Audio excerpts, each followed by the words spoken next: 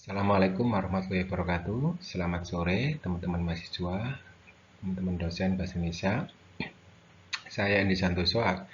Saya akan menjelaskan tentang abstrak, karya tulis ilmiah, dan penelitian ilmiah. Karena bagian ini adalah bagian abstrak ya. Setelah penulisan karya tulis ilmiah selesai semua, baru penulisan abstrak.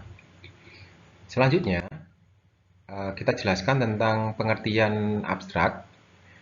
Pengertian abstrak sendiri adalah ringkasan keseluruhan bab dalam beberapa paragraf, mulai dari latar belakang, metode penelitian, rumusan masalah, pembahasan, dan lain sebagainya. Jadi, pengertian abstrak ini adalah menjelaskan tentang secara keseluruhan, secara garis besar dari karya tulis ilmiah tersebut atau artikel jurnal ilmiah tersebut. Selanjutnya, menginjak pada ciri-ciri abstrak. Yang pertama ada komponen penting merupakan sebuah komponen penting di sebuah karya tulis ilmiah. Yang kedua terletak di halaman awal karya tulis ilmiah atau artikel jurnal ilmiah. Yang ketiga adalah isinya adalah rangkuman dari penelitian yang dilakukan, jadi berisi tentang karya tulis ilmiah mulai dari awal sampai akhir. Terus selanjutnya abstrak memberikan gambaran kepada pembaca mengenai isi karya tulis ilmiah secara ringkas. Selanjutnya ringkasan mengenai isi karya tulis ilmiah. Selanjutnya abstrak harus ditulis secara akurat, mudah dibaca, jelas dan padat. Terus jumlah kata sekitar 250 sampai 300 kata. Ukuran font 10 atau 12, biasanya lebih kecil daripada font lainnya. Terus spasinya 1. Next, tujuan abstrak di dalam karya ilmiah yang pertama memudahkan pembaca untuk menangkap inti atau esensi dari karya tulis ilmiah secara cepat. Selanjutnya, abstrak juga dapat dijadikan sebagai pedoman pembaca dalam membaca karya tulis ilmiah, mengikuti rincian informasi, analisis, dan argumen penulis. Selanjutnya adalah abstrak membantu pembaca dalam mengingat poin penting dalam karya tulis ilmiah.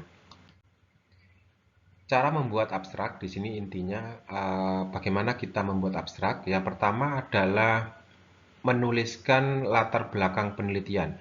Latar belakang penelitian yang sudah ada pada artikel jurnal itu kita jabarkan tentang topik, isu, atau masalah yang diangkat dalam penelitian. Terus jelaskan mengapa memilih topik tersebut. Selanjutnya, yang kedua, menjelaskan tentang metode penelitian yang dipakai. Jadi metode ini harus dimasukkan dalam abstrak agar pembaca memiliki gambaran bagaimana penulis meneliti. Yang ketiga, menjelaskan hasil penelitian. Jadi menjelaskan secara ringkas hasil dan temuan dari penelitian agar pembaca mengetahui apa saja yang didapat dari penelitian tersebut. Yang keempat, memberikan kesimpulan, yaitu penulis harus mampu memberikan kesimpulan dari serangkaian proses penelitian. Yang terakhir, yang ini adalah pembeda dari rangkaian dari beberapa penulisan karya tulis ilmiah itu. Ciri khas dari abstrak itu sendiri adalah kata kunci. Kata kunci ini dapat diambil dari poin-poin penulisan karya tulis berupa judul penelitian. Terus apa fungsi kata kunci?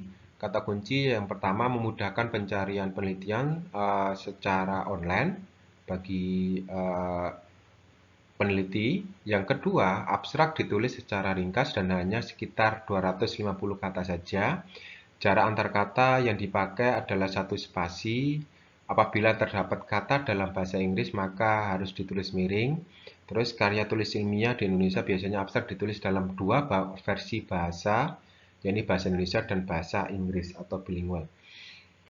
Next, apa perbedaan antara abstrak dan kesimpulan? Abstrak berupa ringkasan, singkatan yang ada pada bagian awal artikel penelitian, sedangkan simpulan merupakan pernyataan singkat atau juga akun pada poin utama sebuah karya dengan penulisan lebih panjang.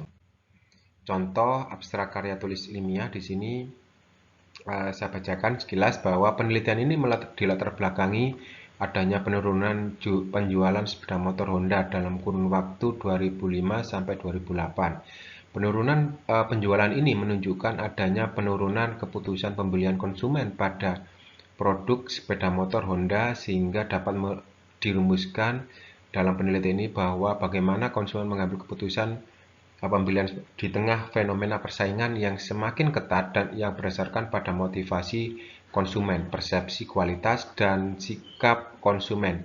Tujuan penelitian ini adalah untuk menganalisis pengaruh motivasi konsumen, persepsi kualitas, dan sikap konsumen terhadap keputusan pembelian sepeda motor.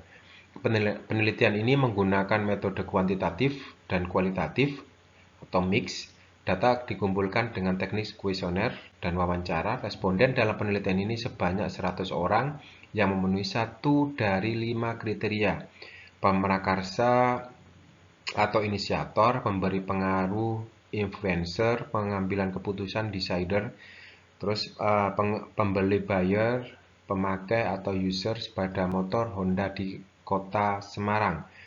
3 hipotesis diformulasikan dan diuji menggunakan analisis regresi, sementara analisis kualitatif diambil dari interpretasi data dengan memberikan keterangan dan penjelasan. Hasil penelitian menunjukkan bahwa motivasi konsumen seperti persepsi kualitas dan sikap konsumen mempunyai hubungan signifikan dengan penelitian keputusan pembelian. Motivasi sangat berpengaruh lebih tinggi terhadap keputusan persepsi kualitas dan sikap konsumen.